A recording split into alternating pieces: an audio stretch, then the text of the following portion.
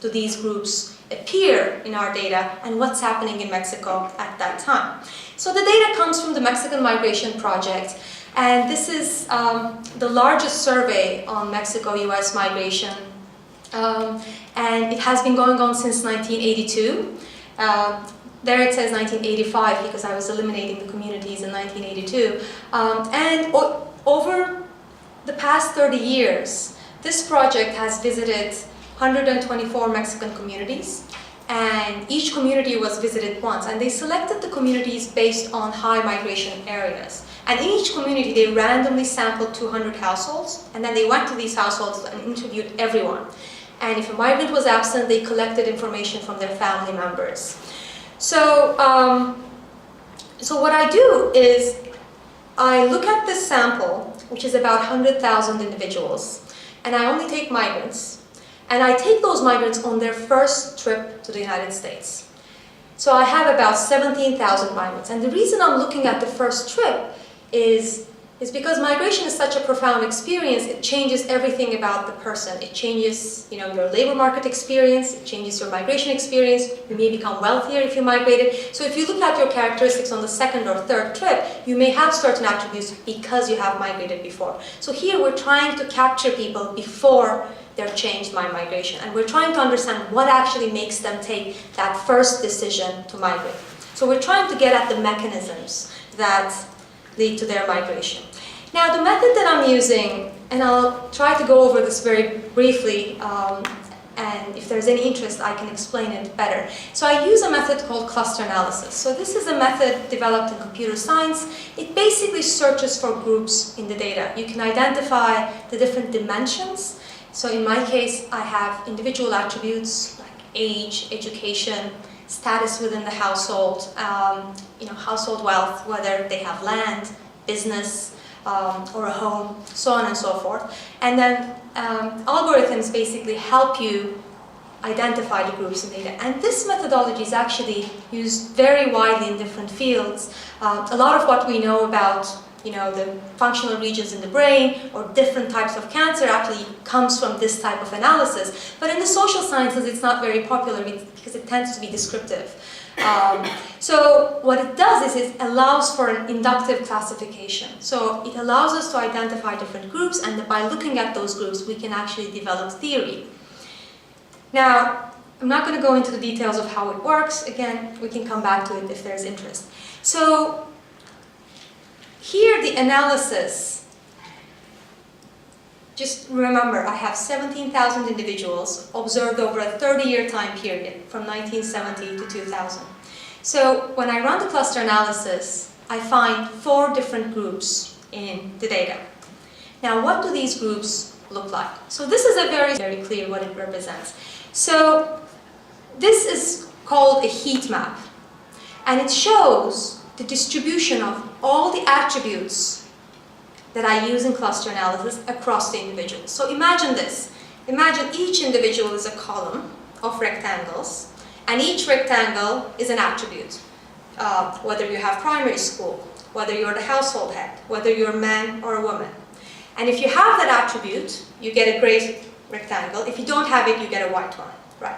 Now we stack all the migrants side by side, and we keep those that happen to be in the same group together.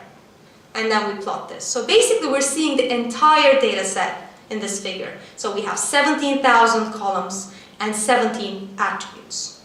Now, the black lines, the vertical lines, divide the 4 groups that I find in my data. So if you look at the locations of the gray areas, they differ.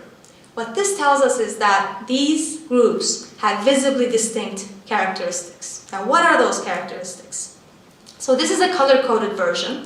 So the color blue shows the factors that differentiate cluster 1. Green indicates factors that differentiate cluster 2, and they're both shown on the left-hand side. And then pink color shows the characteristics that distinguish cluster 3 from everyone else, and the purple is for cluster 4. Now, if we look at the left-hand side, cluster 1 and cluster 2, cluster 1 contains almost exclusively men, Almost all of them are household heads. Almost all of them live in farming communities. And some of them have migrated in Mexico already before migrating to the United States. Now let's look at the green color. Now, here, again, we have men, mostly men, more than 90% men.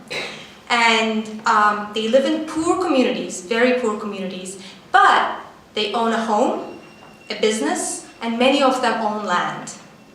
So these are people from middle or upper wealth category in their communities. Now let's look at the pink ones. This group is distinct in containing more than 60% women.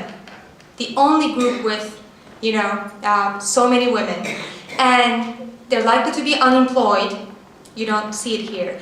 And they're distinct in having ties to migrants in the United States. So these are women who have either husbands or fathers in the United States. Now the fourth group. Fourth group is the most educated. Many of them have middle school or high school education. They're from urban areas and they typically work in factory jobs. Now, if we look at the typical migrant in each group, again, this is a different way of summarizing. In the first cluster, we have male household heads. The average cluster 1 migrant has no education, is a farmer, but has no assets, no land of his own, and he lives in a rural and poor community. In cluster 2, we have again men, but this time they're the sons. They're younger and they're the sons in the household. They have some education, but they tend to be self-employed, and their family owns either land or business. And again, they're in rural, poor communities. Cluster 3, mostly women, daughter or wife in the household. They have some education, but they're unemployed, and they own a home, and they live in rural communities, and they have family ties to US migrants. And the fourth group is, again, a man, has high school or more education, is a homeowner, but doesn't own land and lives in an urban community. So basically we have 4 groups with distinct characteristics. Now, one thing to notice here is that I didn't include any contextual variables. I didn't include anything related to the Mexican economy, related to the US economy. These are just individual household and community characteristics, nothing else. So there's no time varying factor here, right?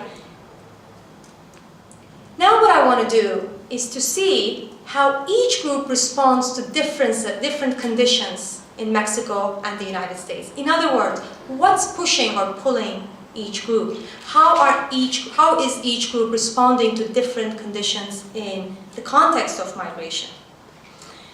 Now, how I do that is I compare each migrant group to non-migrants. And for that, I use a regression model. And this is the classical approach in the literature. So I'm trying to understand what sets apart each group from the non-migrants at the time. And I'm not going to show all the results here because a lot of it is a repetition of what we already found. Whatever distinguishes each migrant group from the other groups also distinguishes them from non-migrants. So compared to non-migrants, cluster 1 migrants are more likely to be household heads, more likely to have less education, lower education levels. They're poor, they're from poor communities. So a lot of it is actually a repetition, checking the same thing with a different methodology. But what's interesting is how they respond to these different conditions. So I talked about the theories of migration a little bit in the beginning. So I talked about this idea that migration was a way to maximize earnings. So there, we would expect migrants to respond to changes in the US wages. The second theory I talked about was about risk and uncertainty and diversifying that risk by sending a family member to the United States. And in that case, the uncertainty in Mexico should really be a push factor. Now, in the third one, the third theory was about networks. So any change in the US policy in terms of allowing for family reunification, again, should affect that, should provide evidence to that idea. So basically what we see here is very much consistent with that idea. Each migrant group is responding to different conditions. The first group, the biggest effect on the first group is given by US hourly wages.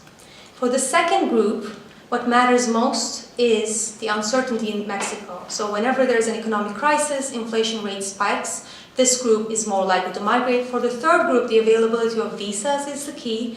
And for the last group, we see some association with increasing economic integration with the United States. So I'll talk about that a little bit. So this is actually a very complex model, and I'm only showing part of it.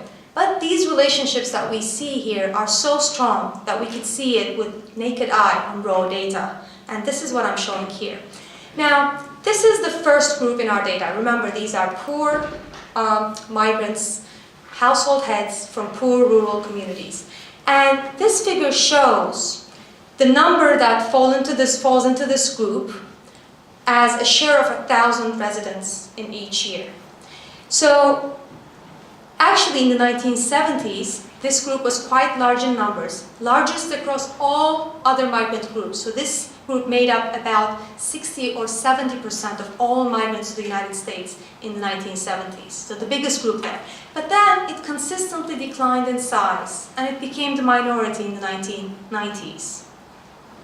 Now, this is the wages in the United States for low-skilled work. And this includes agricultural work and manufacturing jobs. And in both cases, we see the same pattern. There's almost perfect overlap between the two curves. And if you look at the correlation, it's 0.9, something like that. So very much consistent with the regression, but it's actually quite striking that we can see it this plainly. Now, Cluster 1 migrants are heads from poor households and rural communities. So we see them proliferate in the 1970s. And this is actually a time when Mexico's agricultural production began to decline, and the rate of growth in agriculture began to fall behind the rate of growth in the population. So, and the government at the same time was giving more support to manufacturing sectors. So Mexico was fast industrializing, and a lot of the poverty actually concentrated in rural Mexico. So some of the things that I don't show here is the regional concentration of these migrants. So in Mexico, rural poverty in this time was concentrated in the Central West and in the South. And almost all of these migrants come from Central West. And it happens to be Central West because these, as we talked about in the beginning, these states had a historical connection to the US that started very early on in the 1900s. So I can talk about that a little bit. But basically, this group seems to be responding to the wage differentials between Mexico and the United States. And this idea, wage differentials being important and individuals reacting to that, is very much consistent with the neoclassical economic model. So I call this group the income maximizers. It's just a tentative title. So if we look at the second group, again, the second group was present somewhat in the 1970s, but then it really spiked around 1976, and then in the mid-1980s. And these are exactly the periods when Mexico had economic crises. So after 2 decades of stability, there were 2 peso devaluations in 1976 and 1982.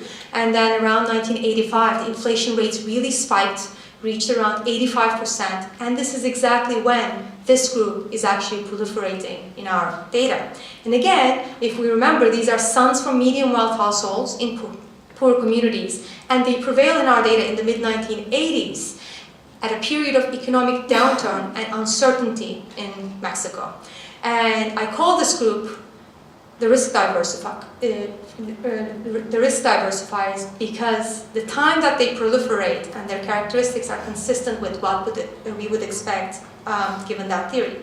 Now the third group here, they have constant presence. It's pretty much a straight line. And then something happens in late 1980s and suddenly this group doubles in size. And what happens is the number of ratios, the number of visas, the ratio of visas available to the migrants coming to the US really spikes in that period. And this is exactly when IRCA happened, Immigrant Reform and Control Act. So this act in 1986 in the US basically did 2 things. It increased sanctions on employers that were hiring undocumented migrants, and it allowed for family reunification. So, and because of IRCA, about 2 million Mexicans received permanent residence in the United States, and now these people were allowed to bring their wives and family in. And this is exactly when the spike in the number of women in the migrant sample